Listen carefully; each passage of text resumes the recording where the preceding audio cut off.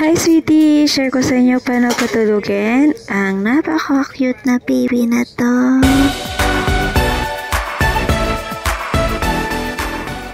So, ang ginagawa namin bago matulog, pinapagpagan muna namin yung kama. Grabe nga kasi tong tiyan ni Red. Kala mo parang gilingan ng pagkain. Tapos yan pa siya kakain. Sino may sala? Siyempre yung nabigay ng pagkain. Sino nga ba? Di ako rin pala may sala. Kaya yan, nagkakalat siya sa kama. So, alam mo na nga rin siya. Pinuhat pa niya yung unan. Mas mabigat pa sa kanya ata yan eh. Kala mo naman, kayang-kaya. Yan tuloy na tumba. Marunong na nga rin to magdama. Tingnan nyo.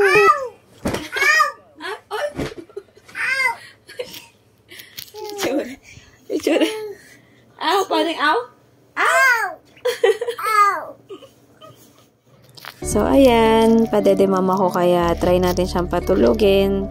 Ayan. So, hinahanap nga namin kung ano yung mas komportableng posisyon naming dalawa. Habang pinapadede ko nga yan, kinukurot-kurot pa niya yung tiyan ko. Siguro mga 30 minutes na rin kaming ganyan.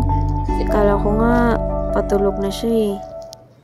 A few moments later. Gising pa din at buhay na naman ang dugo. Gising na naman talaga ang diwa ng batang to. Gusto na naman maglaro. Madaling araw na yan. Hindi mo tumutulugan kasi nananapak to pag tinulugan mo. Yan ang ginawa ko sa kanya. Kiniliti ko. Nasarasar ko. Ang gigil ko nang gigil. Kaya na yan ko na lang din siyang maglaro. Ayan, sa wakas, ayun na, natulog na siya mag-isa. Finally, antok na ako.